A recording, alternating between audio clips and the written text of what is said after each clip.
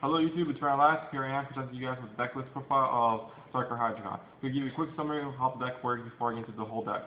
First of all, Hydreigon here is the main card pretty much in this deck, thanks to Dark Trance, so you get to move Dark Energy around, attach your Pokemon to another Pokemon. And then Darkrai here is the main attacker pretty much in this deck.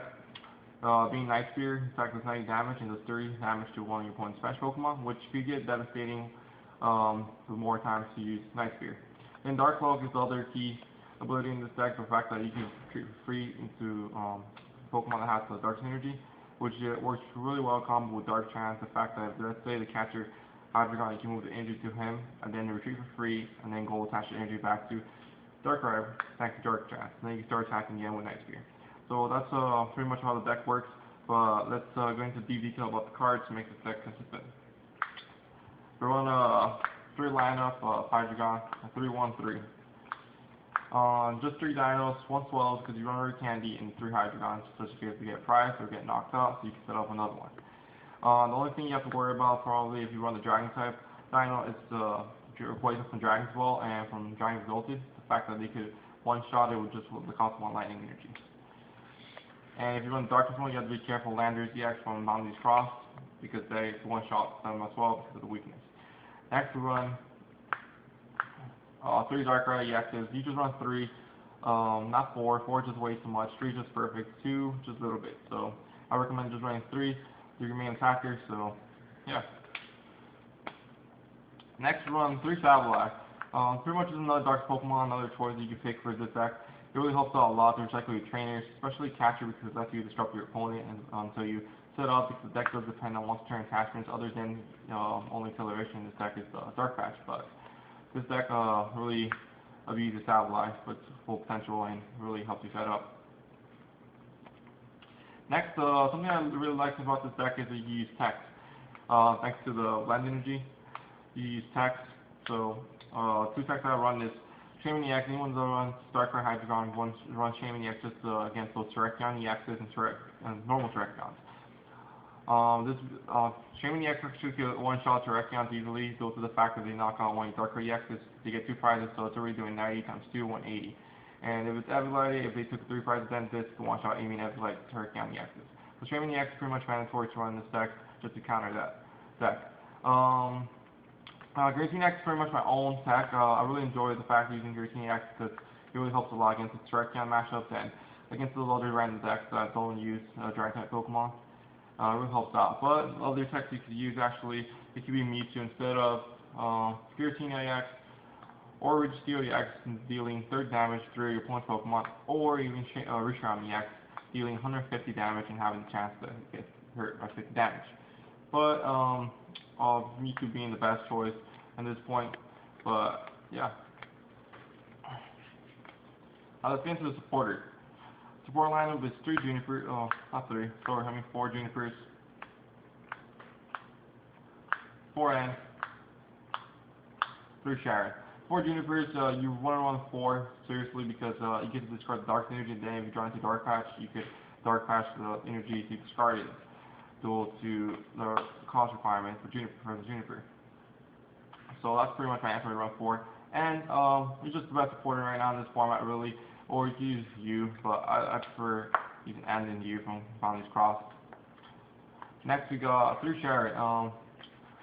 People actually use different types of supporters here in this lineup here. They use Sharon or use Bianca. At this point I use Sharon instead of Bianca just because most of the time I consider that I have like only let's say like 5 cards all the time. I don't have Sharon, so I'm like, oh, I'd rather use Sharon than Bianca because I would draw more cards with Sharon than Bianca. So I just use Sharon a lot better. Okay, for the trainer lineup, we got like around 20 something trainers. Having 4 catchers, pretty much you want to run 4 catchers to get into that Sableye and catcher in open hand. So you can disrupt your opponent, so you can set up, like I said earlier, with it. So yeah. Next is 3 rare candies. Obviously, you run 3 rare candies. The fact that you run the Hydreigon stage 2 and 1 of the main cards in the deck. Next, we run 3 Ultra Balls, Leslie Search, and discard Dark Energy. So for you to use, in order for you to use Dark Patch to attach energies to your Dark Pokemon. Next run, Max Potion. This is one of the key cards in the deck. You must run 3 pretty much because it's so good. It really combos with Dark Trance. You move all the energies, Max Potion, and put all the energies back. So pretty much use Max Potion without even discarding one single energy. So it's really good. Next run, 3 Dark Patch. Pretty much just 3. 4 is way too much. 3 is perfect, so it's for energy acceleration in the deck. Next, 2 random receivers. This deck does really depend on the supporters because it will really slow down if it doesn't get a supporter. But if you think about it, which deck doesn't slow down without using a supporter? But this deck does really affect the game if you can't draw into supporters. So 2 random receivers is just perfect. Plus you can junk hunt them to get a supporter if you really need one really bad. 2 level, just for search for dinos and Sableye, really helps out. And 2 Avidites instead of Dark Claw. Well, I know some people discuss about using Dark Claw, but I use Avidite. It's really defensive, helps a lot. So that's all the trainings lined up right here. Next for the energies, the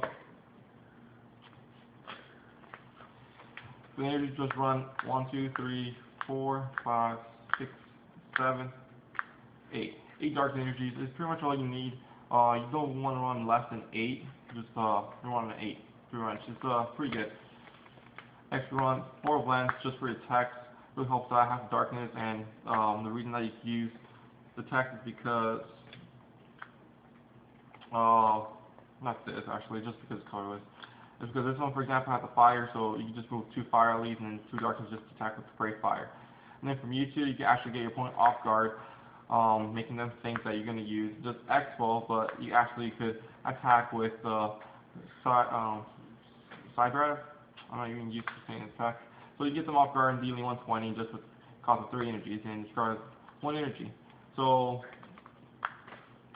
this is pretty much a perfect count of energies. The deck is really consistent. And pretty much when you go against Quasar Eos, most of the time this deck does have the upper hand. The fact that you just capture the Eos, knock them out, and you slow them down, and they won't be able to knock out your Darkrai EXs with the Quasar. The fact that you don't have the Dynamo Mortars.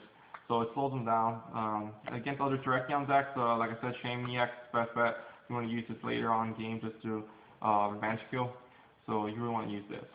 But anyways, that's the deck right there, guys. It's Darkrai Hydreigon is the best deck so far in this format with the black and white on until next year, probably after the new set comes out.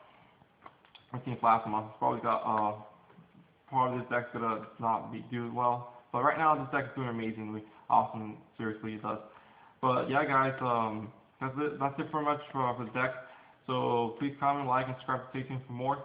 And don't forget to follow me on Twitter. Down in the description below. You can follow the link right there. So see you guys next time.